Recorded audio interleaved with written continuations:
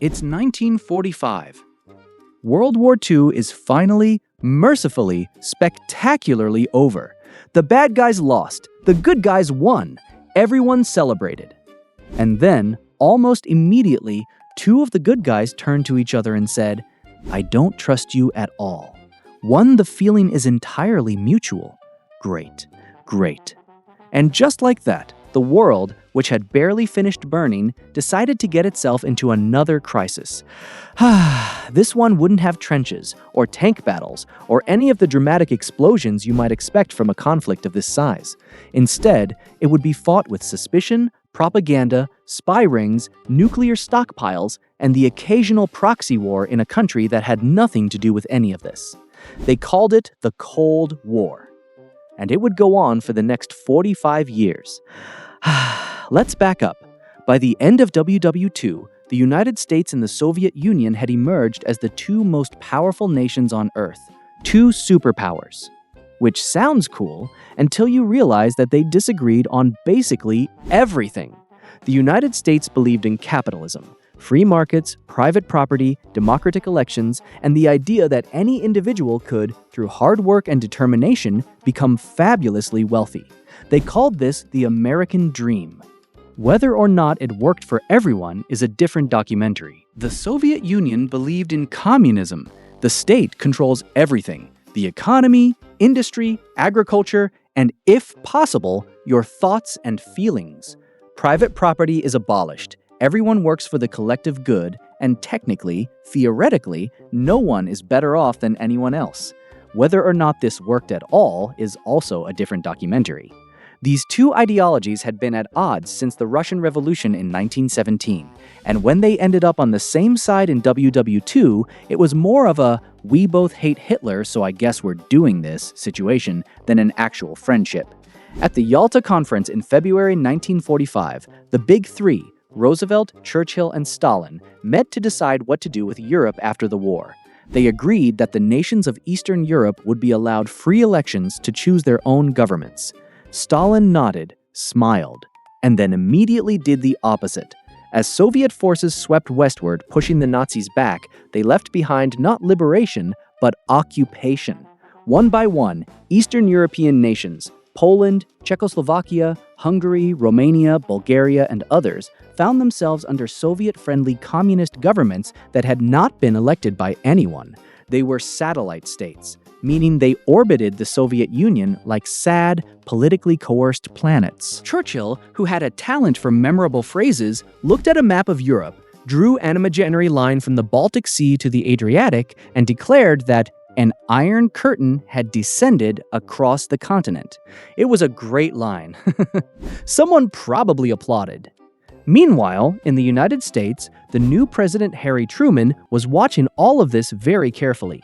Truman was a straight-talking man from Missouri who had been vice president for about 5 minutes before Roosevelt died, and suddenly he was running the most powerful country on Earth. "Okay," he said, probably. "How bad is it?" It was bad. The Soviets weren't just consolidating control in Eastern Europe, they were probing for influence everywhere. In Iran, Soviet troops were overstaying their welcome. In Greece, communist guerrillas were fighting a civil war. In Turkey, the Soviets were making threatening noises about territory. It was looking, to a lot of people in Washington, like the beginning of a very alarming pattern. A diplomat named George Kennan sat down and wrote a very long telegram, 8,000 words, since he apparently had a lot to say, explaining that the Soviets were not going to stop expanding unless someone stopped them. He didn't recommend war. He recommended something he called containment. The idea was simple: draw a line around the Soviet sphere of influence and make absolutely sure it didn't get any bigger. Truman liked this idea very much. In 1947, he went to Congress and said, in what became known as the Truman Doctrine, that the United States would support free peoples who were resisting subjugation from outside pressures. This was diplomatic language for, we are going to push back. And they did. The US sent money and military assistance to Greece and Turkey, and the communist guerrillas in Greece were eventually defeated. But money was going to be a recurring theme, because much of Europe, including the parts that hadn't gone communist yet, was in absolute ruins. Cities had been bombed flat, economies had collapsed, people were starving, and desperate, starving people, as it turned out, were much easier to convince to vote for communism. So the United States came up with the Marshall Plan. Secretary of State George Marshall proposed that the U.S. would give, not lend, give billions of dollars to help rebuild Western Europe. The logic was elegant. Rich, stable, democratic countries are much less likely to turn communist. The U.S. pumped around $13 billion into Europe over 4 years. Western Europe stabilized, economies recovered, people became noticeably less desperate. Stalin, naturally, was furious. He called it dollar imperialism. He forbade the Eastern European satellite states from accepting Marshall Plan money, which they might have wanted to point out was not a great demonstration of the freedom and prosperity he'd been promising them. He also had them form their own economic bloc called Comcon, which was essentially the Marshall Plan, but without the money, the freedom, or the recovery. Now, the two superpowers had carved Europe into two distinct spheres. The West, capitalist, democratic, American-aligned. The East, communist, authoritarian, Soviet-dominated. And right in the middle of all this, in the middle of Germany, sat the city of Berlin. Germany had been divided into 4 occupation zones after the war: American, British, French, and Soviet. And Berlin, even though it was deep inside the Soviet zone, had also been divided into 4 sectors. This was either a brilliant diplomatic compromise or an absolute logistical nightmare, depending on who you asked. The Americans, British, and French decided to merge their zones of Germany into one thing and then introduced a new currency, the Deutschmark, to get the economy going. Stalin did not appreciate this. He had wanted a weak, divided Germany that could never threaten the Soviet Union again. A unified, economically recovering West Germany was not that. So, in June 1948, Stalin blockaded Berlin. He cut off all road, rail, and canal access to the western sectors of the city. His plan was simple: starve the city into submission and force the Western Allies out of Berlin entirely. The Allies had 3 options. 1. Abandon Berlin. 2. Attempt to force through the blockade militarily, which would mean war with the Soviet Union, which nobody wanted. 3. Supply the entire city entirely by air. Option 3 sounds insane. Berlin had over 2 million people. Supplying it entirely by air would require hundreds of flights a day, every day, carrying food, coal, medicine, and everything else a city needs to function. Meteorologists said that's an impossible amount of cargo for an airlift. The Allies did it anyway. For nearly a year, transport planes flew into West Berlin around the clock. At the peak of the airlift, a plane was landing every 45 seconds. Pilots flew in fog, snow, and conditions that would make any sensible person stay on the ground. The people of West Berlin called the planes Rosinenbomber, raisin bombers, because American pilots would sometimes drop candy and raisins to the children below on small parachutes. In May 1949, Stalin, having been thoroughly and publicly embarrassed, lifted the blockade. Berlin stayed Western, and the world noticed that when pushed, the Americans would push back hard, even without a single shot being fired. Shortly after, 2 Germanys were officially created: the Federal Republic of Germany in the West, the German Democratic Republic in the East. The word democratic in East Germany's name was doing a lot of heavy lifting. And then things got considerably more alarming. In August 1949, the Soviet Union successfully tested its first nuclear bomb. The United States no longer had a monopoly on the most destructive weapon ever invented. Now there were 2 countries that could, theoretically, end human civilization. The nuclear arms race had begun. In America, people built fallout shelters in their backyards. Schools ran duck and cover drills, in which children were taught to crouch under their desks in the event of a nuclear attack. Whether a school desk would provide meaningful protection against a thermonuclear explosion was a question that no one involved in this program seemed willing to address. And then, as if things weren't already tense enough, something happened on the other side of the world. China. The communists won. For years, China had been in a civil war between the nationalists, led by Chiang Kai-shek, and the communists, led by Mao Zedong. The United States had supported the nationalists, but by 1949, Mao's forces had won, and Chiang and his government had fled to the island of Taiwan. One of the most populous nations on Earth was now communist. In Washington, politicians asked furiously, who lost China? The answer, which nobody in Washington seemed to want to hear, was that China had not been America's to lose in the first place. But this was not the moment for nuance. And then, in June 1950, North Korea invaded South Korea. Korea had been divided along the 38th parallel after WW2, the North under Soviet influence, the South under American. The North Korean army, armed with Soviet weapons and quietly encouraged by Stalin and Mao, swept across the border in a massive surprise attack. Within days, they had captured Seoul, the South Korean capital. It looked like the whole Korean peninsula would fall within weeks. Truman had a decision to make. He could let it happen and send a message to every communist movement in the world that the United States would not actually push back, or he could intervene. He intervened. Under the flag of the United Nations, since the Soviet delegate had conveniently been boycotting the Security Council at the time and couldn't veto the resolution, a multinational force led by the United States entered the war. General Douglas MacArthur, possibly the most dramatic general in American history, took command. MacArthur launched a brilliant amphibious landing at Incheon, far behind North Korean lines, cutting their supply lines and causing their army to collapse.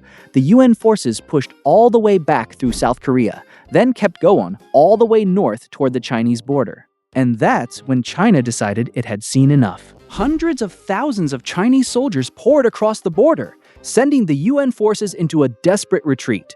The war seesawed back and forth for months.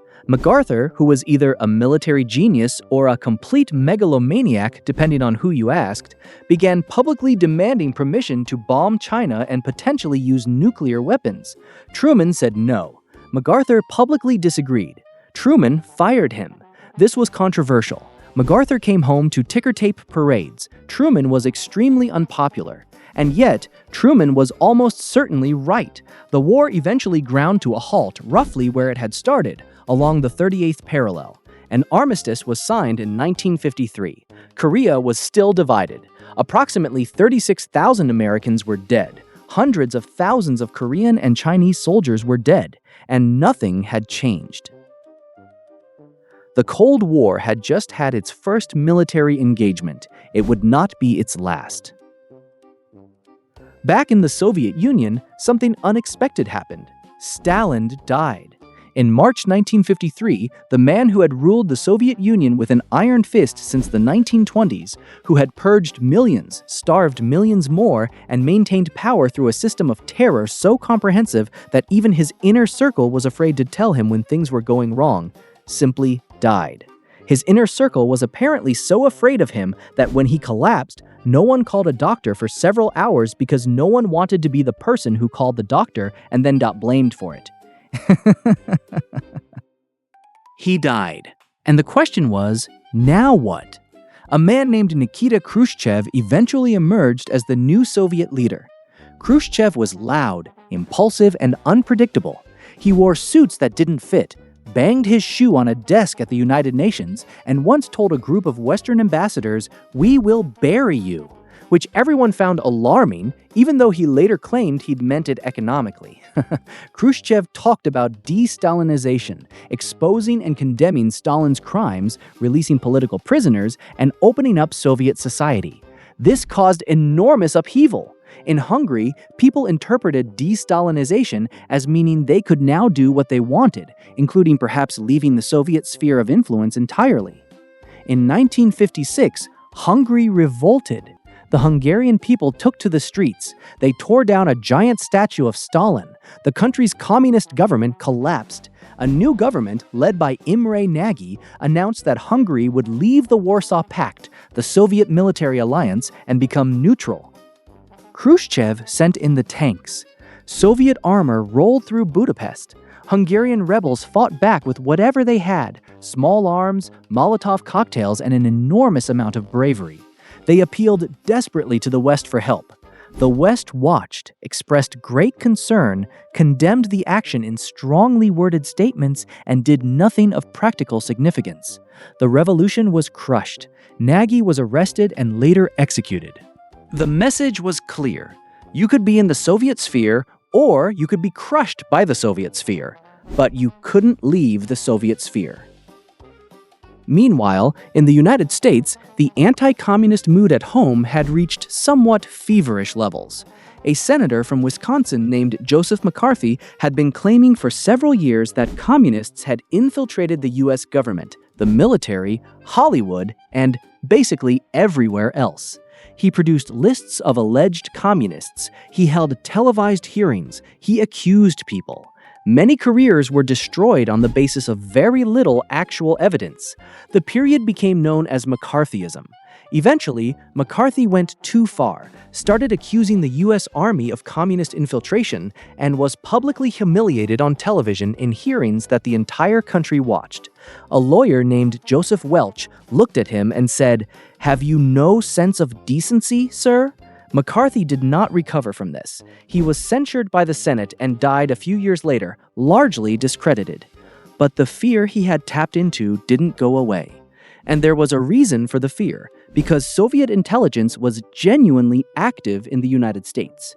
The Rosenbergs, Julius and Ethel, were convicted of passing nuclear secrets to the Soviets and were executed in 1953. Soviet spies had been real, not as omnipresent as McCarthy claimed, but real. Both sides were now running extensive spy networks, the CIA on one side, the KGB on the other. They recruited agents, ran double agents, passed information through dead drops in hollow trees and fake rocks, and occasionally had people poisoned in ways that were difficult to trace. It was all very glamorous, in a deeply paranoid sort of way. A new phrase entered the popular vocabulary: mutually assured destruction, or MAD. The idea was that if either superpower launched nuclear weapons at the other would launch back, and both would be destroyed entirely. Therefore, neither side would ever actually launch first. The entire peace of the world was now resting on the certainty that both sides were rational, which, if you had been paying any attention to the previous decades, was not necessarily a reassuring assumption. By the late 1950s, the arms race had gone vertical, literally. Both sides were now competing to get missiles into space. In 1957, the Soviet Union launched Sputnik, a small metal sphere that beeped as it orbited the Earth. It was the first artificial satellite in history. It was also, from an American perspective, a demonstration that Soviet rockets could now theoretically reach any point on the planet. Americans panicked. School children were taught that the Soviets were winning the space race. Congress poured money into science education. NASA was created. The race to the moon had begun. And just when everyone thought things were perhaps getting slightly more stable, they got considerably worse. In Cuba, a bearded revolutionary named Fidel Castro had taken power in 1959, overthrowing the US-backed dictator Fulgencio Batista. Castro was communist. Cuba was 90 miles from Florida. This was not a comfortable situation for the United States. The CIA had a plan to fix this. It was not a good plan. It involved training Cuban exiles, landing them on a beach in Cuba called the Bay of Pigs, hoping they would trigger a popular uprising against Castro and thereby solving the Cuba problem. The new president, John F. Kennedy, inherited this plan, was not entirely convinced by it, but approved it anyway. In April 1961, the invasion went ahead. It was a complete and total disaster. The exiles were captured almost immediately. There was no popular uprising. Castro was furious and more popular than ever. Kennedy was humiliated on the world stage. And then, Khrushchev decided that this was a good moment to test the new young American president. In Berlin, thousands of East Germans were fleeing to the west through the open border between East and West Berlin. This was embarrassing for the Soviets. It rather undermined the narrative that life in the communist East was wonderful. So, one night in August 1961, East German soldiers began stringing barbed wire across the border. Within days, construction crews were building something more permanent: a wall.